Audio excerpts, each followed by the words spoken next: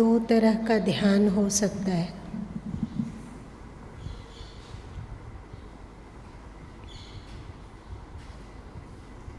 एक बाह्य ध्यान और दूसरा आंतरिक ध्यान।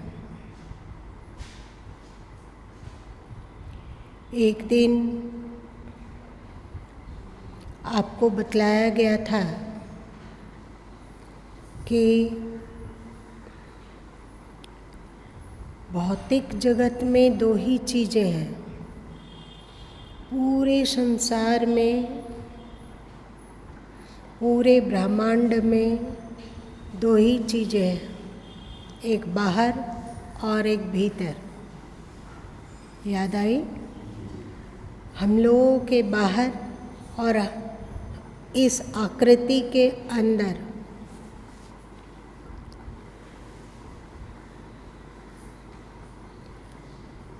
बाह्य ध्यान और अंतरंग ध्यान।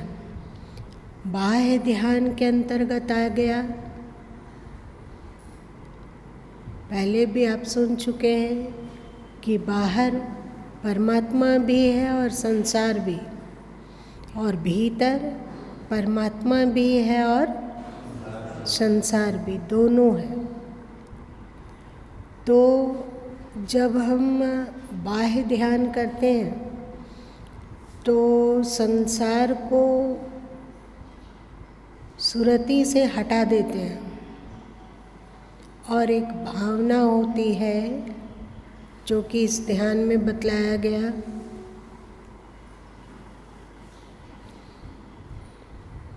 विराट आकाश अथवा नीला आकाश, नीले बादल उड़ते हुए, चारों ओर नीला ही नीला, और उसमें हम मतलब मैं एक तारे की तरह घिरे हुए, तारा के चारों ओर मुझ आत्मा को यहाँ पे एक तारक का उदाहरण से आकार दिया जा रहा है। तो वो मुझ प्रकाश पुंज आत्मा के चारों ओर नीलाभ आकाश है अथवा यूनिवर्स फैला हुआ है, चारों ओर से घिरे हुए हैं, घिरी हुई है हमारी आत्मा अथवा मेरा मैं। कभी तारा प्रकाशित हो जा रहा है, ये बिंदु आत्मा प्रकाशित हो जा रही है, और कभी उन बादलों से ढक रही है। ये अटखेलियाँ बादल और मुझ आत्मा बिंदु का, कभी मैं बादलों में गुम हो जाता है और कभी मैं बादलों से बाहर झांकता है। चारों ओर यूनिवर्स, चारों ओर परमात्म तत्व, उस परमात्म तत्व में मैं आत्मा डूबता उतराता हुआ। ये भी ध्यान बहुत अच्छा है, बहुत पावरफुल।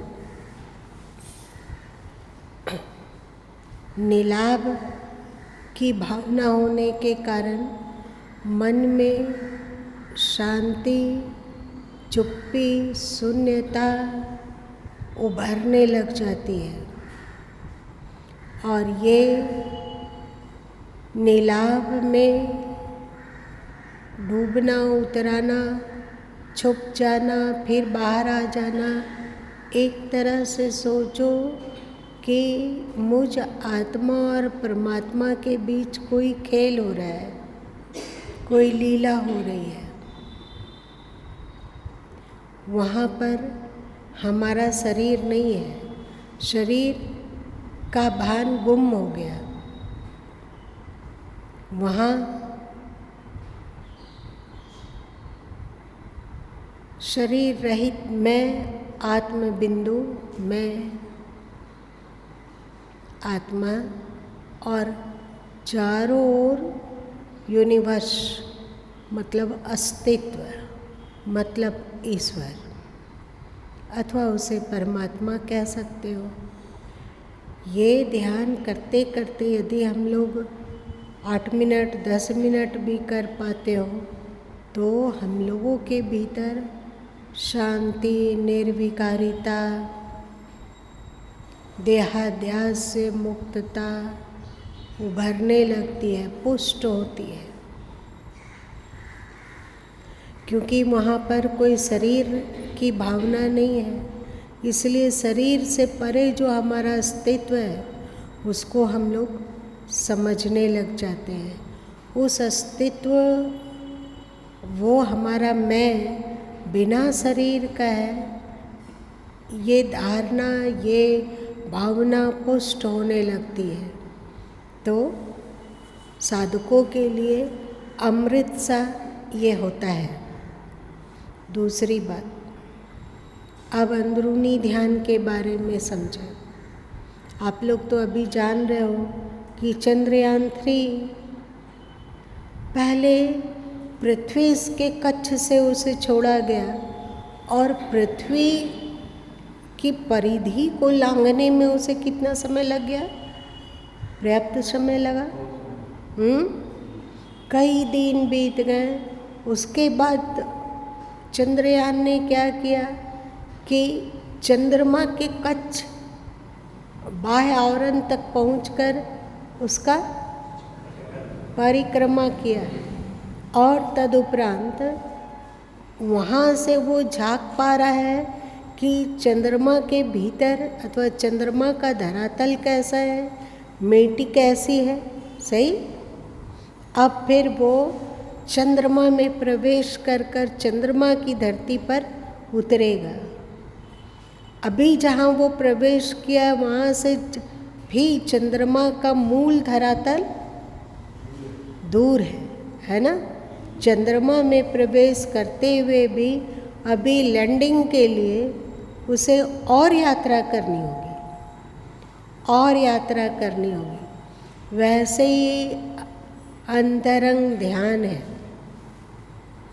आप बाह्य ध्यान यदि 5-7 मिनट कर लेते हो, तदुपरांत आप अंतरंग ध्यान में उतरने के लिए आ जाओ। पहले परिधि पर, पहले आसपास, पहले निकट। तो आप लोगों को कई बार बतलाया गया कि ये जो निकटता है, इसी को भगवान शंकर ने संभवी मुद्रा, वैष्णव लोगों ने वैष्णव मुद्रा और सद्गुरु कबीर जैसे संत लोगों ने इन्हें गगन मंडल कहा, कहीं भ्रिकुटी कहा गया, कहीं त्रिकुटी कहा गया। तो ध्यान कैसे करें? इस भ्रिकुटी के इर्द गिर्द 2 तरह का ध्यान हो सकता है। एक, डायरेक्ट हम भ्रिकुटी पर अपनी वृत्ति को टिका दें और सोचें कि यहाँ पर एक ज्योतिर्बिंदु है, वही मैं आत्मा हूँ, मेरा स्वरूप ये ज्योतिर्बिंदु है। याद आई आप लोग को हिंदू शब्द की व्याख्या करते हुए क्या कहा गया है? याद आई आप लोगों को? हृदयेंदु, जो इंदु मतलब चंद्रमा, इंदु मतलब बिंदु। हृदय में जो इंदु मतलब आत्म तत्व, मतलब परमात्म तत्व को जानता है, समझता है, परिचित है, उसे हिंदू कहा जाता है। आप लोग को बताया गया था कि आत्मा के गलियारे से गुजरे बिना कोई परमात्म तत्व की अनुभूति स्थिति को प्राप्त नहीं कर सकता है, उसकी स्थिति को प्राप्त नहीं कर सकता है। तो हृदयेंदु, जब हम भ्रिकुटी में तारक को देखते हैं, तारा बिंदु अथवा प्रकाश बिंदु, तो सोचो अभी ये कल्पना है, सच नहीं है। इस बात को याद रखना, केवल भावना है, पर कल्पना भी पावरफुल होता है। सो आप लोग को पता है, हम लोग जैसी कल्पना करते हैं वैसे ही बनने लग जाते हैं। जैसे मान लीजिए कि अभी आप कल्पना कीजिए कि बाहर आग लग गई है, दंगा हो गया है गिरिडीह में। कल्पना कीजिए, ऐसा हुआ नहीं है, आपको कैसा लगा? यदि कल्पना हो जाए कि हमारा अमुक प्रियजन का एक्सीडेंट हो गया, कैसा लगने लगा? ये सत्य नहीं है, कल्पना है। कैसा लगा? कुछ विचलितता, कुछ व्याकुलता अनुभव हुई? ये तो कल्पना है, सच नहीं है। तो ये प्रारंभ में भावना है, विचार है। विचार चल नहीं रहा है। एक बात याद रखना, दो तरह के भावना और विचार में एक सूक्ष्म अंतर है। विचार होता है कि बदल रहा है, विचार होता है कि चल रहा है। विचार में गति होती है। विचार कुछ भी करते हैं तो वो पल पल बदलता रहता है। और भावना में कोई विचार नहीं है, केवल भावना है कि भ्रिकुटी में ज्योतिर्बिंदु अवस्थित है, वही मेरा मैं है। देखो, आप आंख बंद करके अनुभव करो कि क्या बिना विचार का ये भावना हो पा रही है? देख लो।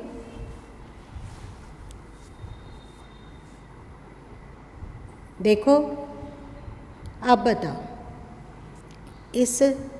ये छोटी सी क्रिया में अब देखो, बिना विचार की भावना ये हो सकती है या नहीं? हो सकती है, कोई विचार की जरूरत नहीं है। वही तो कह रहे हैं, बिना विचार, केवल भावना।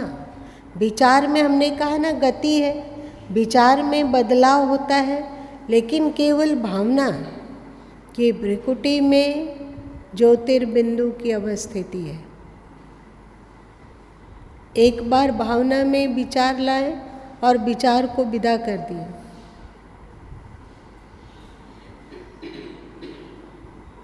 देखा जा सकता है, बिंदु की भावना की जा सकती है, एकदम की जा सकती है। अगर आपको नहीं हो पा रहा है तो थोड़ा सा और पर प्रयास करेंगे, अभ्यास करेंगे तो ये संभव है। भ्रिकुटी में भावना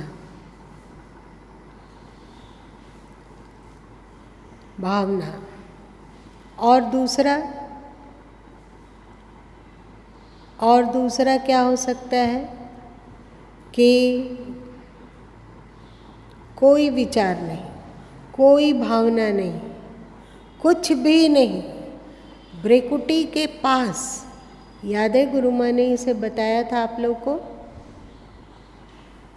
भ्रिकुटी के सीध में 5 से 6 अंगुल के भीतर, याद आई? बताया है नहीं?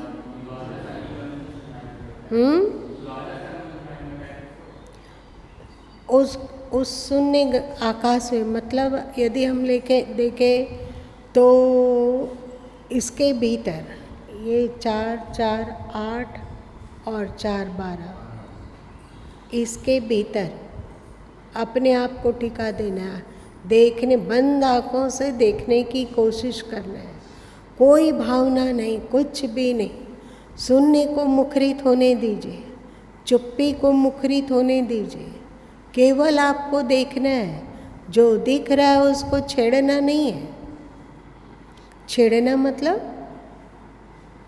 कोई जो भी दिख रहा है उसको ये इच्छा नहीं करना है कि हमें ये दिखे, अथवा बिंदु ज्योति दिखे, अथवा प्रकाश दिखे, अथवा गोलाकार प्रकाश घूमता हुआ दिखे, कि सप्तऋषि दिखे, कि और अंधेरा दिखे, कि प्रकाश दिखे, कुछ भी नहीं, कोई छेड़छाड़ नहीं। जो दिख रहा है बस उसको देखना है।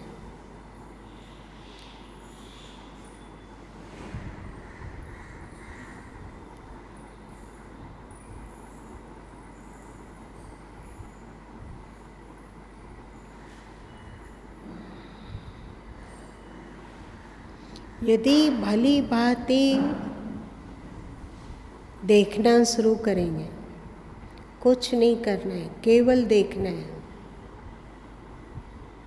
कोई आकांक्षा नहीं कि यही देखना है अथवा ये नहीं देखना है, कुछ भी नहीं। केवल गहराई में उतर कर देखना है। ये हुआ चंद्रमा के कच्छ का परिक्रमा। अभी हम निकट है चंद्रमा के निकट, पर अभी चंद्रमा में प्रवेश नहीं हुआ है। चंद्रमा के बाह्य आवरण का परिक्रमा शुरू हो गया है। ये भी बहुत कीमती बात है कि नहीं। और जो सदगुरु कबीर साहब ने कहा कि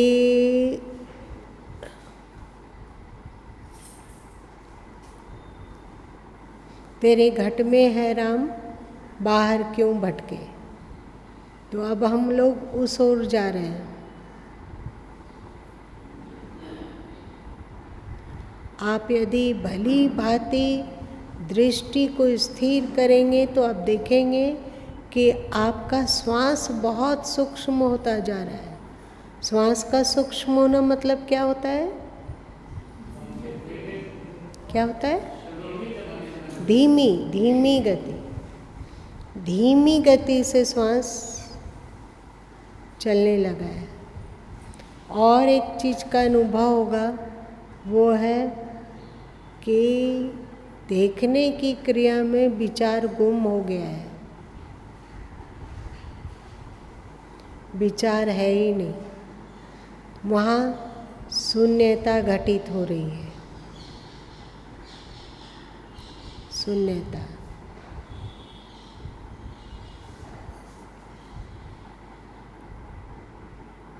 इसी को गुरु माँ ने क्या नाम दिया था? दिव्य दृष्टि। दिव्य दृष्टि साधन। दिव्य दृष्टि साधन। अब हमें दसम द्वार, द्वार मतलब क्या होता है, इसको बढ़िया से समझिए। द्वार मतलब जहाँ से हम अंदर प्रवेश कर सकते हैं अथवा अंदर से बाहर जाते हैं, यही है ना द्वार। इसी को कहा जाता है। ये द्वार घर नहीं है, इस बात को याद रखिए। द्वार, दरवाज़ा घर नहीं होता है। दरवाज़ा, द्वार बस यही है कि आप उससे घर में प्रवेश कर सकते हैं और घर से बाहर निकल सकते हैं, यही ना। इसी को तो हम लोगों का हिंदू शास्त्र कहता है कि भ्रिकुटी पर एक गुप्त द्वार है। कहता है ना, आँख के मध्य, दोनों आँखों के मध्य में एक गुप्त द्वार है। कहता है मतलब ये हमारा लक्ष्य नहीं है, इस द्वार से हमें भीतर जाना है, बस इतनी ही बात है। लेकिन जब तक इसमें पारंगत नहीं होते हो, पारंगत नहीं होते हो और द्वार का हम इस्तेमाल नहीं करना जानते हो, तो अंतर्मुखी होंगे ही नहीं, अंदर कैसे धसेंगे। इसके बाद अंतर्मुखता का एक बहुत बड़ा साधन अंत में आता है, वो है सुरति योग। इसको आप लोग कहते हैं शब्द साधना। सदगुरु कबीर साहब की बानी में सुने हो, साधो शब्द साधना कीजिए, सुने हो? एक बार देखो, भजनावली में होगा।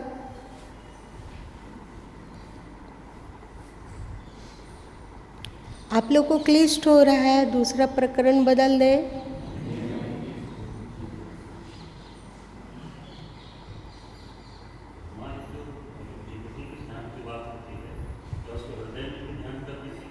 हाँ, जिनका सर दर्द होने लग जाता हो, भ्रिकुटी में ध्यान करने से जिनका सर दर्द होता है और वो उस सर दर्द को नहीं सह पाते हैं, तो वे हृदय में ध्यान करेंगे। पर जिनको किसी तरह का कोई कष्ट नहीं होता है, उसके लिए भ्रिकुटी के पास ध्यान करना ज़्यादा उत्तम है। एक बात याद रखिए कि हम लोगों का धर्मशास्त्र कहता है, हम लोगों की उपनिषदें कहती है कि सुसुप्ति काल में जीव का वास हृदय में होता है, ठीक है, और स्वप्न काल में जीव का वास कंठ में होता है, और जागृत काल में जीव का वास आँखों में होता है।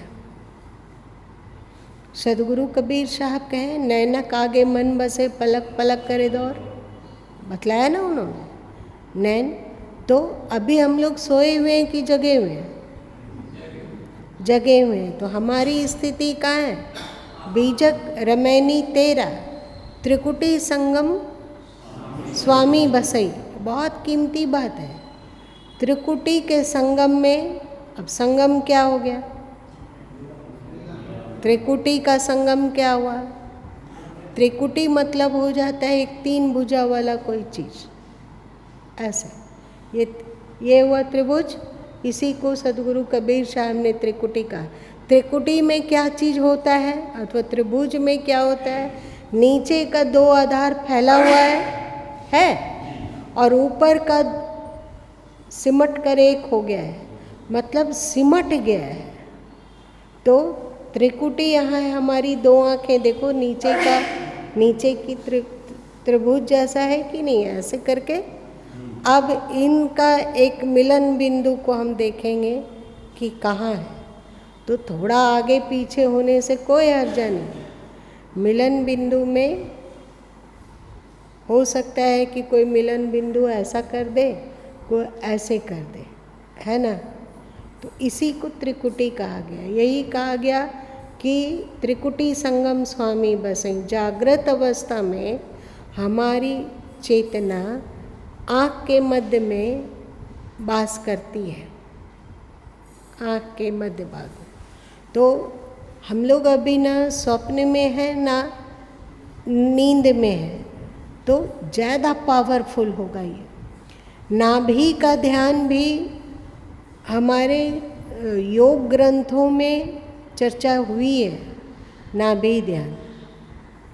और एक देख, सूक्ष्म विषय है तो आपका मन सिमट जाएगा, और आपका मन सिमटेगा तो क्योंकि सूक्ष्म विषय में मन की पैठ है नहीं, तो इसीलिए इस बोरिंग सब्जेक्ट से भागने के लिए सो जाता है।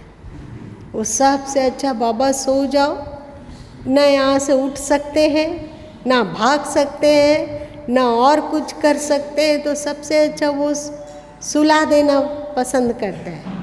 तो हम लोगों को सावधान रहना चाहिए,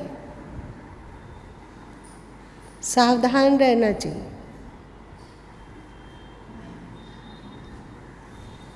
इसके बाद जब हम लोगों का ये 10वें द्वार का ध्यान बिल्कुल स्थिर हो गया, मान लीजिए कि आप लोग इस दरवाजे से आ सकते हैं ना अंदर, लेकिन अभी आप में क्षमता नहीं है और आप दरवाजे के बाहर ही ऐसे ऐसे चक्कर काट रहे हैं।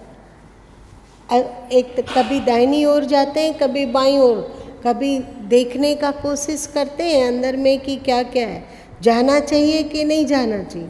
वहीं बाहर दरवाजा में मंडरा रहे हैं।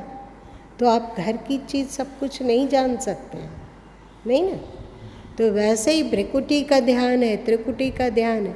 अभी हम अपने भीतर के अस्तित्व के द्वार के आसपास केवल मंडरा रहे हैं।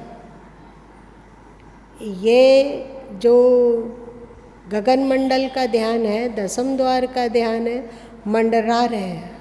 अभी क्षमता हमारे में नहीं है कि अंदर प्रवेश कर जाए। और एक बात और याद रखना कि जिनको भ्रिकुटी का ध्यान करने में सिर दर्द होने लग जाता है, वो जानिए कि उसके भीतर अभी उस ऊर्जा को पचाने में आपकी भ्रिकुटी समर्थ नहीं है। तो आपको धीरे धीरे जाना होगा।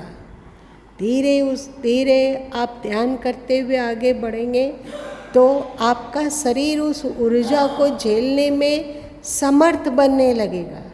दोनों चीज करता है भ्रिकुटी का ध्यान। आपके भीतर जो ऊर्जा का स्फोट होगा उसको सहन करने की क्षमता भी होनी चाहिए। सही बात। तो आपका भ्रिकुटी में ध्यान से सिर दर्द होने लग जाता है तो आप हृदय में ध्यान शुरू कर सकते हैं।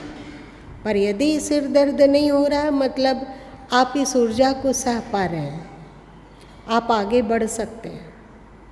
तो आप भ्रिकुटी पर ध्यान कीजिए और जब ये ध्यान स्थिर हो जाएगा, मतलब जब दरवाजा के पास हम स्थिर हो जाएंगे, अभी मंडरा नहीं रहे वहाँ, हम वहाँ रुक गए, दरवाजा के बीच में जाके रुक गए।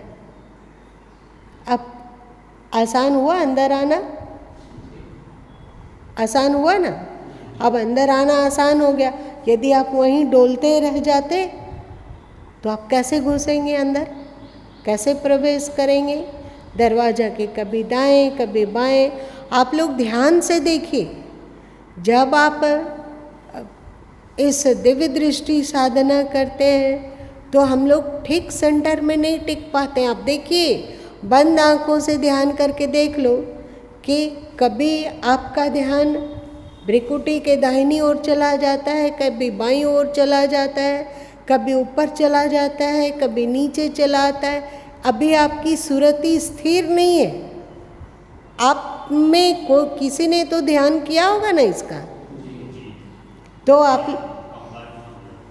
कांपता है, मतलब अभी हम द्वार में नहीं है, द्वार के सेंटर पर नहीं है, हम द्वार के इर्द गिर्द चक्कर लगा रहे हैं, है ना। तो जब आप भ्रिकुटी के ठीक सीधे में और एक बिंदुत्व की तरह आपको पता हो गया है कि ये है, ये स्थान है, वहीं पर टिक जाए, मतलब वृत्ति रुक गई। अब ध्यान अथवा सुरति कांप नहीं रही है, स्थिर हो गई। अब आप अंदर प्रवेश करने की योग्यता को पा ली। अंतिम में है, अब अंदर प्रवेश कर रहे हैं तो अंत में एक और साधना है जिसको शब्द साधना कहा गया, सुरति शब्द योग कहा गया। ना उपनिषदों में, हिंदू शास्त्र में नाद साधना बतलाया गया। भगवान शंकर ने इसी को प्रणव साधना भी कहा। प्रणव साधना मतलब, प्रणव मतलब क्या? ओंकार। ओंकार। तो अब अंदर सुरति धस गई। अब उसे सुरति शब्द योग की साधना का आधार लेना होगा। ये शब्द भी कीमती है, शब्द साधना बहुत कीमती है, पर ये हमारा लक्ष्य नहीं है। लक्ष्य क्या है? शब्द के द्वारा हमें पता लगाना है कि ये शब्द उत्थित कहाँ से हो रहा है, उठ कहाँ से रहा है।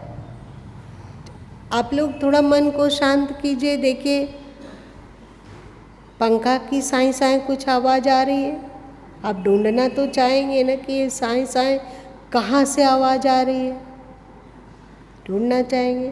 तो आप ढूंढेंगे तो पंखा से आवाज़ आ रही है। तो उसी तरह हम लोगों के भीतर भी अनेक तरह का शब्द गुंजायमान अनुभूत होते हैं। कभी जो दिव्य आप लोग सुनते हैं कि कभी मंदिर के घंट निनाद की तरह, कभी शंख ध्वनि की तरह, तो कभी बांसुरी की तरह, कभी बीना का निनाद की तरह, अथवा कभी बादल की गर्जना की तरह, अथवा प्रारंभ के कुछ समय में चिड़ियों की चहचह की तरह, इस तरह इसको पकड़ते हुए प्रवेश कीजिए कि आप कहाँ से आ रही है ये आवाज़, और आगे और आगे आगे बढ़ते जाइए उस शब्द की दिशा में। जाते जाते जो आपका उपनिषद का, रितेश जी आप खड़े हो जाइए, ये आपके उपनिषदों ने कहा निःशब्दम परमम पदम, एक ऐसा भी पॉइंट है, एक ऐसी भी ऐसा भी अस्तित्व है जहाँ से ध्वनि प्रस्फुटित हो रही है, पर वो स्वयं निःशब्द है, निःशब्द। इसी को कहा गया कि जो शब्द में पारंगत हो जाता है वो निःशब्द ब्रह्म को प्राप्त कर लेता है, वही पूर्ण अस्तित्व है। हम लोगों का शास्त्र कहता है, हमारा धर्म कहता है कि आप जीवन काल में यदि इस यात्रा को कर पाते हैं तो यही असली तीर्थ यात्रा है, यही असली तीर्थ यात्रा है, और यही मोक्ष है, यही जीवन मुक्ति है, यही निर्वाण पद है कि जब कर्तव्य कर रहे हो, व्यवहार कर रहे हो, तो मज़े से बाह्य जगत का सारा कर्तव्य हो, और जब हम ध्यानस्थ होते हो तो चले जाएं सेंटर पॉइंट में, शब्द की गलियारियों से होते हुए निःशब्द अस्तित्व तक पहुंचकर उसमें लय हो, उसके भीतर प्रवेश कर निःशब्द हो जाए और एक ऊर्जा से परिपूर्ण हो जाए, और फिर से हम जब तक शरीर में रहने का प्रारब्ध है फिर से बाहर आए और हम जो भी कर्तव्य है उसको कर लें। अंतिम है शब्द साधना,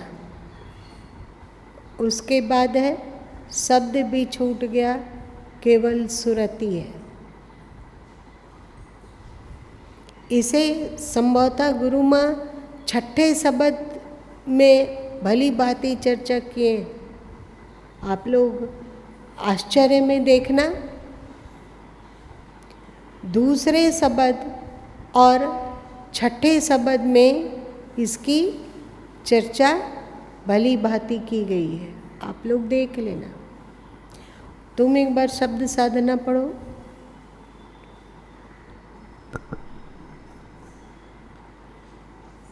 साधो शब्द साधना कीजे, जेहि शब्द से प्रकट भये सब, सोई शब्द गहि लीजे। शब्द ही गुरु शब्द मुनि, शब्द सुनि शिष्य भय। फिर से बोलो। शब्द ही गुरु शब्द सुनि शिष्य भय, शब्द अभी बाह्य गुरु की चर्चा है कि तुम कोई भी शिष्य बन रहा है, कोई भी, तो गुरु शब्द के कारण ही गुरु है। यदि गुरु हो और वो तुम्हें कोई मार्गदर्शन ना करता हो तो क्या उनके मंतव्य को तुम समझ सकोगे? नहीं समझ सकते। तो यहाँ पे कहा जा रहा है कि गुरु शब्द है और उस शब्द को सुनकर व्यक्ति शिष्य बन पाता है ना। देखो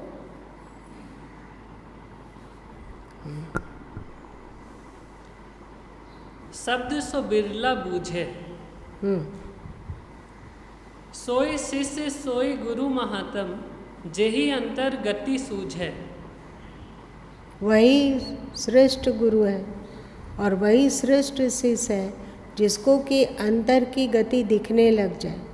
कैसे अंतर्मुखी हुआ जाता है, क्या है, सब दिखता हो,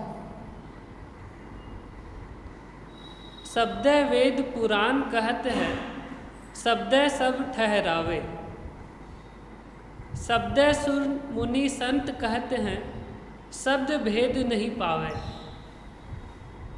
वाणी को सब कोई शब्द कहता है, पर असली शब्द के भेद को कोई नहीं समझता है।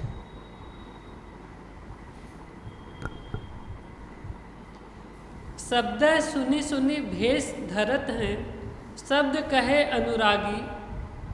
शब्द से ही किसी के भीतर भक्ति जागती है और शब्द को सुनकर ही कोई साधु भी बनता है। खट दर्शन सब शब्द कहते हैं, शब्द कहे वैरागी। सब छो दर्शन और बैरागी सब बाह्य शब्द ही में कह रहे हैं। आगे बोलो। शब्द माया जग उत्पानी, शब्द इस शब्द के द्वारा ही माया और संसार की उत्पत्ति हुई। एक बार इसको बताया गया है ना जी। क्या? सृष्टि के आरंभ में सबसे पहले विस्फोट शब्द हुआ, महाविस्फोट। कोई कुछ था, उसमें विस्फोट हुआ और फिर उस विस्फोट से सब कुछ का निर्माण होता गया। उसी के भीतर से पृथ्वी, आकाश, नक्षत्र, ग्रह,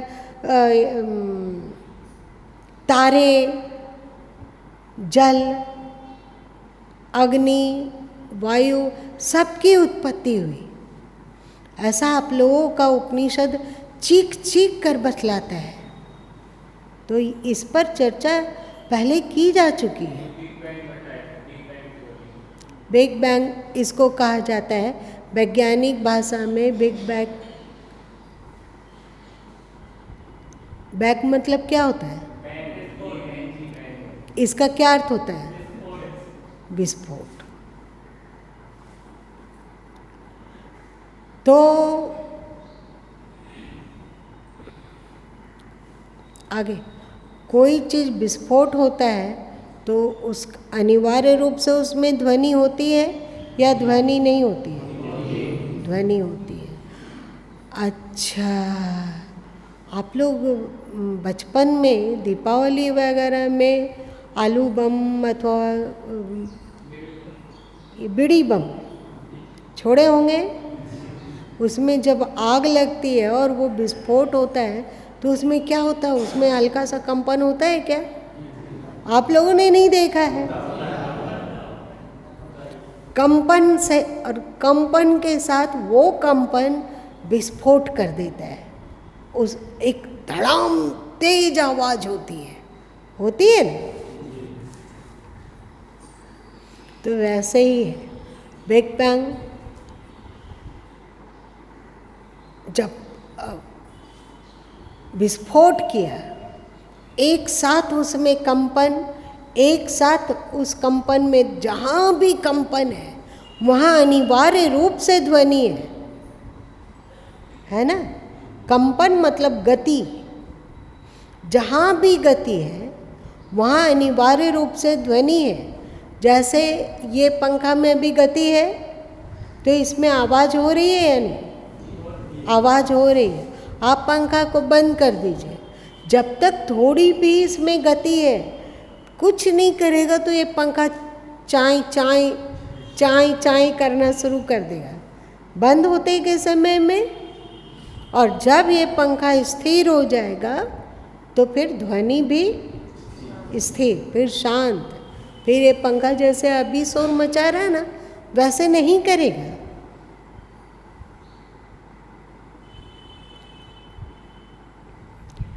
तो वैसे ही जब तक सृष्टि है,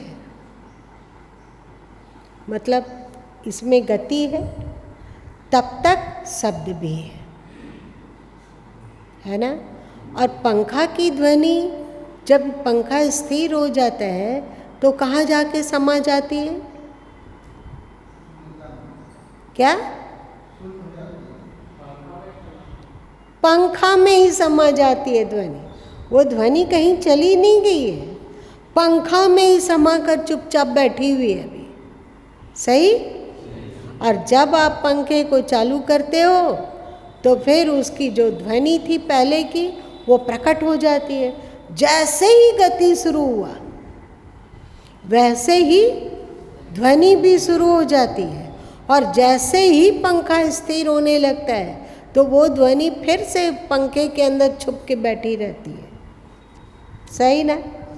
तो वैसे ही जब तक सृष्टि है तब तक वो ध्वनि भी है। जब सृष्टि शांत हो जाएगी, जब सृष्टि में कोई कंपन नहीं होगा, कोई हलचल नहीं होगा, मतलब स्थिर हो गई, तो वो जो ध्वनि है वो उसी में समाहित हो जाएगी। विश्वास करें कि आप लोग सब समझ रहे हैं। चलो अब आगे पढ़ो। शब्दे माया जग उत्पानी, शब्दे केरी पसारा। समझ में आ गया? कहें कबीर जहाँ शब्द होत है तवन भेद है न्यारा। जहाँ से शब्द उत्पन्न हो रहा है वो भेद तो न्यारा है भाई। अभी वैज्ञानिक कहते हैं, अब ये वैज्ञानिक लोग मानने लग गए। पहले वे लोग कहा करते थे कि हिंदू धर्म में, सनातन धर्म में गप्पा है, गप्पा, कि पूरे ब्रह्मांड में ध्वनि है और ये ध्वनि सर्वव्यापक है, ऐसा हिंदू धर्म कहता है, हिंदू शास्त्र कहता है। तो वैज्ञानिक इसका मजाक उड़ाते थे कि गप्पा की भी कोई सीमा होनी चाहिए, गप की भी कोई सीमा होनी चाहिए, ये तो अकथ गप है। अब वैज्ञानिक भी कहते हैं कि यह बात सत्य है कि पूरे ब्रह्मांड में ध्वनि है। उस ध्वनि को हम नहीं सुन पा रहे हैं क्योंकि वो इतनी सूक्ष्म है कि उस सूक्ष्म ध्वनि को हमारे कान कैचअप नहीं कर पाते हैं, पकड़ नहीं पा रहे हैं। इसलिए हम लोगों को पता नहीं है, क्योंकि अभी हम लोगों का कान स्थूल है, मोटा मोटी सुनने के लिए बनाया गया है। तो इन कानों से हम सूक्ष्म चीज़ों को नहीं सुन सकते हैं। पर हमारे ऋषि लोग वो कीमिया, मतलब वो सूत्र को खोज निकाले जिससे कि हम ब्रह्मांड में जो ध्वनि हो रही है उसको सुन सकते हैं। हमारे ऋषि लोग, हमारे पूर्वज लोग धन्य है, उन्होंने उस सर्वव्यापी ध्वनि को अनुभव करने के लिए साधन ढूंढ लिया, साधन ढूंढ लिया, और वे उस ध्वनि में डुबकी लगाए, उस ध्वनि को अनुभव किया और फिर बतलाया कि इन ध्वनियों का कहीं केंद्र है। वो ध्वनि कैसे कैसे हो सकती है, इसे हमारे पूर्वज ऋषि लोग ढूंढ निकाले, और उस ध्वनि का अनुभव कैसे किया जाए ये हमारे पूर्वजों ने इसका साधन ढूंढ लिया। हमारे सनातन धर्म के बाद यदि ये बात कोई कहता है, कोई भी धर्म में आता है, तो एक तरह से सोचो कि वो सनातन धर्म के ही खोज को स्वीकार कर रहा है, क्योंकि ये बात सबसे पहले पूरी दुनिया में, पूरी पृथ्वी में हमारे ऋषियों ने कहा। बाइबल में एक पद आता है कि सृष्टि के आदि में शब्द ईश्वर के साथ था, शब्द ईश्वर के साथ था। यहाँ पर दो बातें हो रही, ध्यान देना। एक ईश्वर के साथ था, मतलब ये ईश्वर नहीं है, याद रख लेना। साथ होना, जैसे ये बीजक है, गुरु माँ के साथ है तो ये यही गुरु माँ है या गुरु माँ इससे कुछ अलग है? इसीलिए आपके ऋषि लोग बोले निःशब्दम परमम पदम। शब्द ईश्वर की एक शक्ति है, पर वो ईश्वर निःशब्द है, निःशब्द है वो ईश्वर। इतना बारीक सिद्धांत मात्र और मात्र सनातन धर्म में है।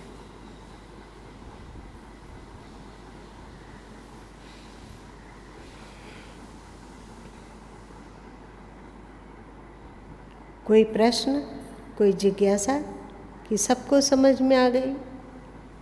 आप दिल खोल के पूछ सकते हो। कोई जिज्ञासा?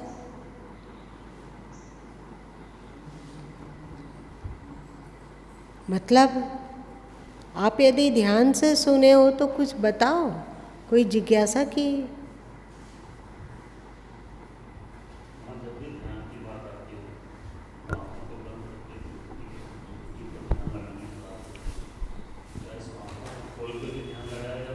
हाँ, 3 तरह का ध्यान पद्धति हमारे धर्म शास्त्रों में मिलता है। एक पूर्णिमा ध्यान, जो हमारी आंखें खुली है। एक आमा ध्यान, अमावस्या में जैसे चांद छुप जाता है तो आँखों को बंद कर लिया। और एक प्रतिपदा ध्यान, कि हम ऐसे करके नहीं देख रहे हैं, प्रतिपदा क्या छोटा सा, तो इसी को श्री कृष्ण नासाग्र ध्यान कहते हैं। थोड़ी सी आंखें खुली हुई, देखिए।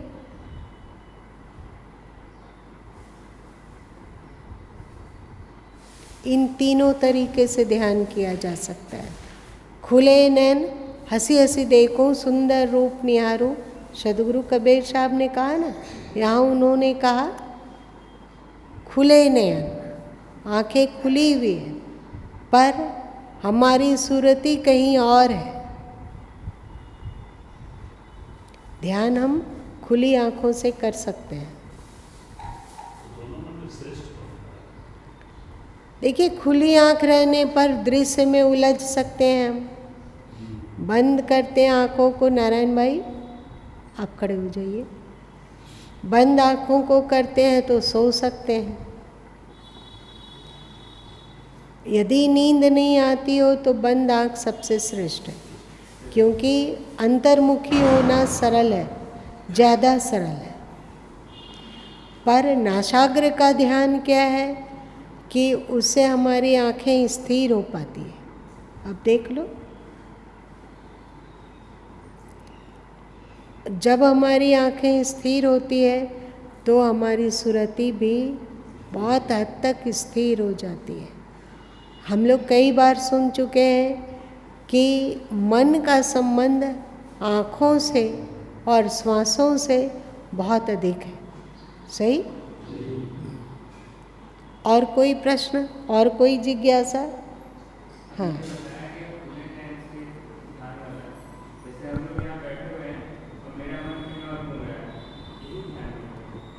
आपका ध्यान भटक रहा है।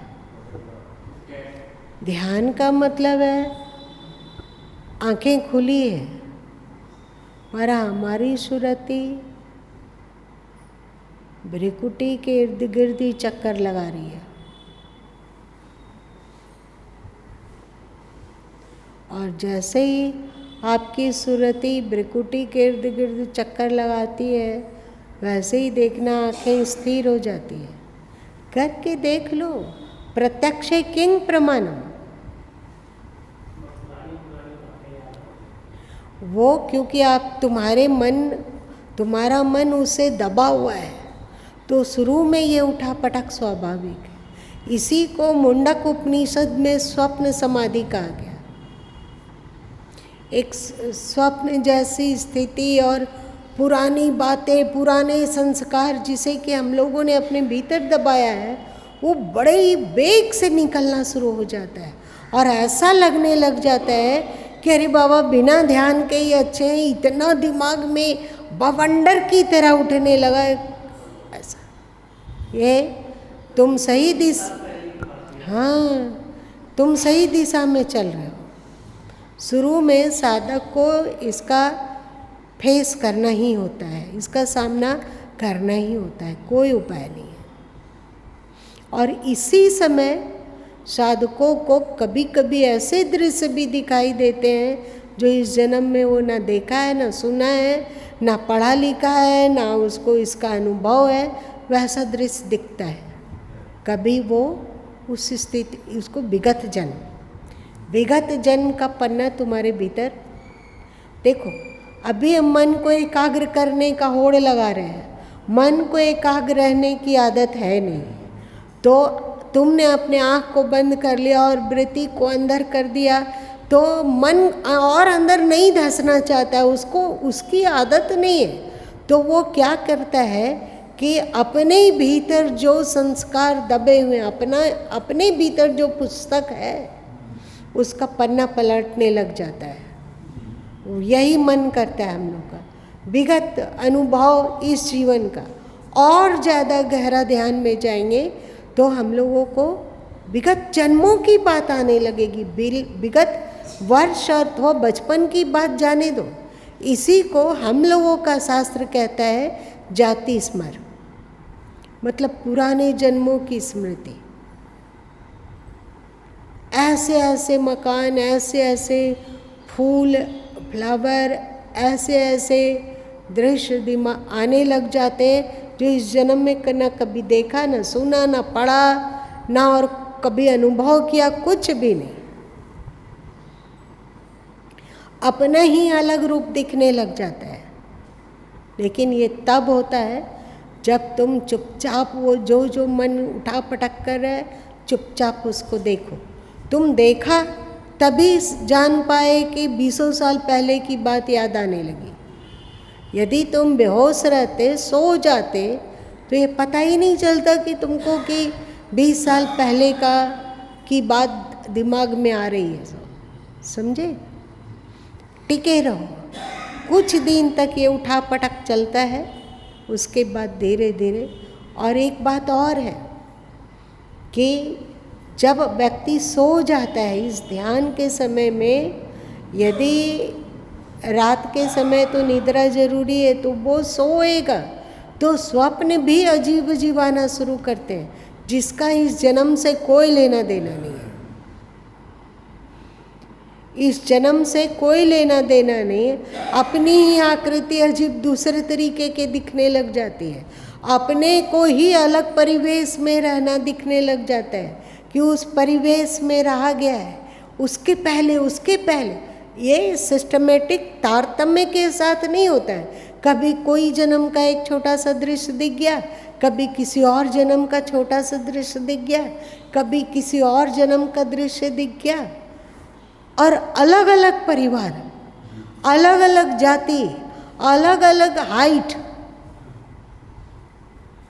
अभी यदि हम लोगों का height 5 feet 1.5 inch 2 inch 3 inch है, तो हम अपने आप को वहाँ पर देख सकते हैं कि हम वहाँ जहाँ हैं, जो हमें शरीर मिला हुआ है वो 5 फीट 5 इंच हाइट है, 8 इंच हाइट है, 10 इंच हाइट है, 6 फुट के करीब है।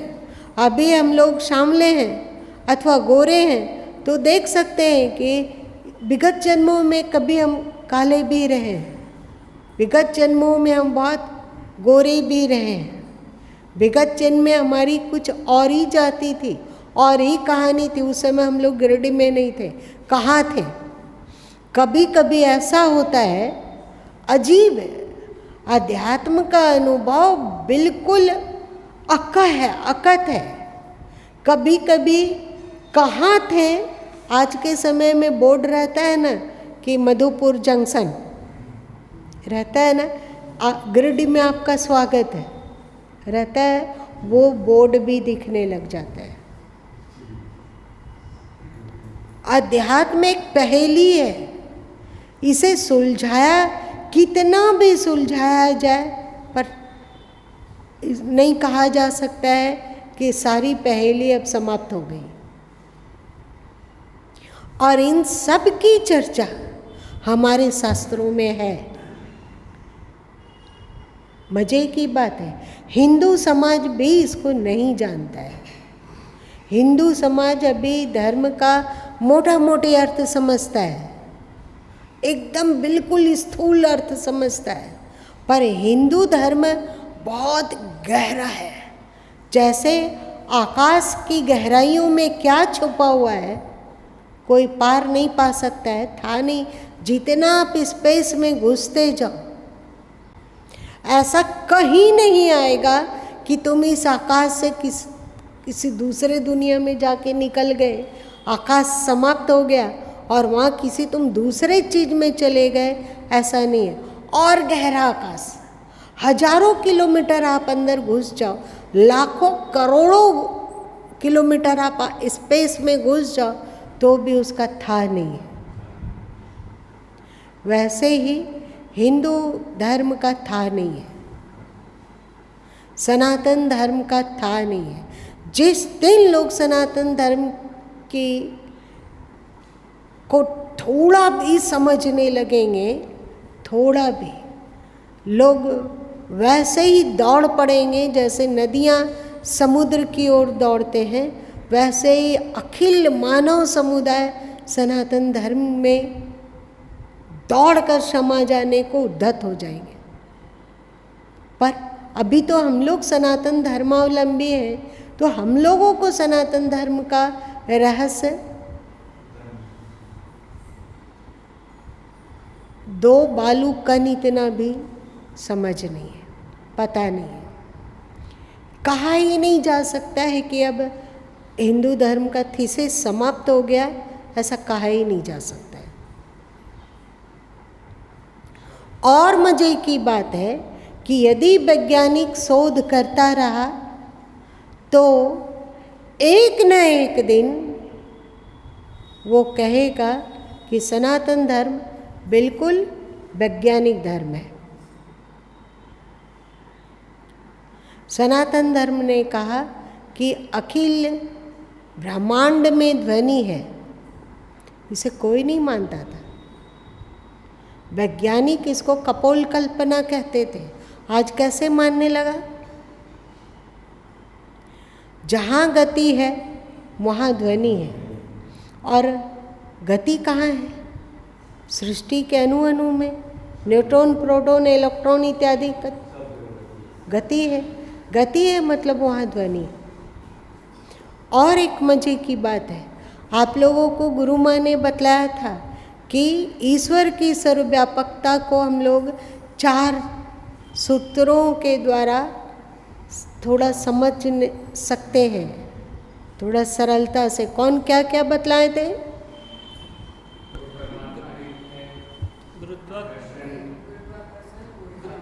गुरुत्वाकर्षण और शब्द रित मतलब नियम और ऊर्जा। कहाँ है, किस धर्म में, किस पंथ में है? खोज लो, तुम ढूंढ लो।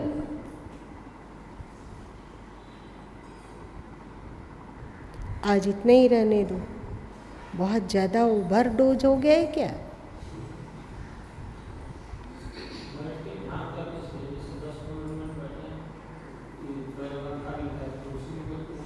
एकदम आप कुर्सी में भी बैठ के कर सकते हो, सो भी भी कर सकते हो, लेकिन नींद नहीं आनी चाहिए। ध्यान से भागने का मन को एक आसान तरीका हम लोगों के शरीर में वो अप्लाई करता है, वो है नींद।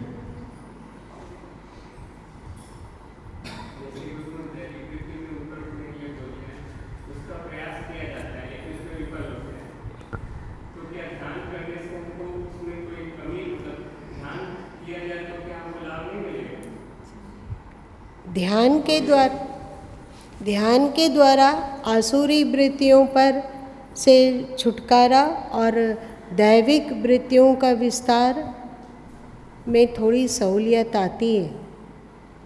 लेकिन क्योंकि अभी हम लोग ध्यान परफेक्ट लग नहीं पाता है, यदि ध्यान में बैठते हैं तो या तो सो जाएंगे अथवा मन अपना प्रपंच फैलाएगा, है ना।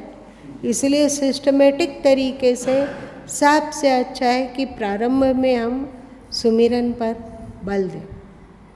यदि चल रहे हों और हर कदम पर हम जो मन गुरु माँ को राम, क्योंकि सदगुरु कबीर साहब ने भी राम शब्द के बारे में कहा, राम मतलब कोई आकार युक्त राम नहीं।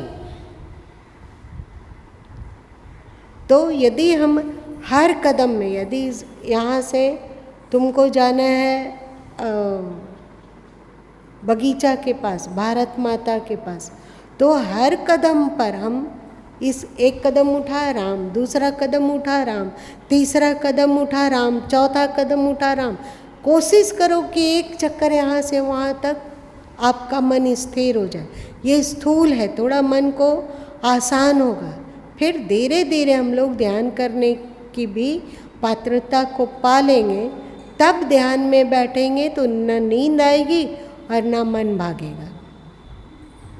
शुरुआत यहीं से, लेकिन केवल सुमिरन से बात नहीं चलेगा।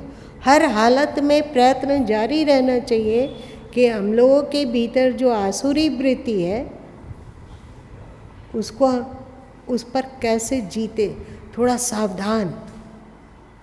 ठीक, और कुछ?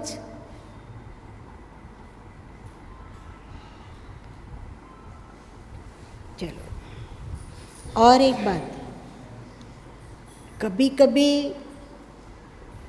कभी ईश्वर बहुत गूढ़ बातें भी बुलवा देते हैं। तो हम लोगों को कोशिश करनी चाहिए कि अपने मित्र, अपने प्रियजनों को भी सत्संग से जोड़ें, है कि नहीं? सत्संग से यदि जोड़ते हैं तो उन्हें ज्ञान का वो प्रकाश मिलेगा जिसे अपने से प्राप्त करने में हजारों जन्म बीत जाएंगे तो भी मिलेगा कि नहीं मिलेगा कहा नहीं जा सकता है। इसीलिए सत्संग की बहुत ज़्यादा महत्ता है। कोशिश करना चाहिए कि हम अपने प्रियजनों को भी, मित्रजनों को भी सत्संग से जोड़ें। यदि वे नहीं आ पाते हों तो उन्हें प्रेरित करें कि वे साहब बंदगी ग्रुप से अवश्य सुन लें, जब चाहें तब, लेकिन एकाग्र मन से। ऐसा नहीं कि हम इधर गपबाजी भी कर रहे हैं और उधर चालू कर दिए हैं सत्संग को, तो वो हमें प्रभावित नहीं करेगा और वो हमारे संस्कार को उज्जवल नहीं बना पाएगा। ठीक है, लेकिन जो लाभ सामना सामनी से मिलता है, संभवतः क्या रिकॉर्ड किया हुआ में नहीं मिलता है। इसका कारण है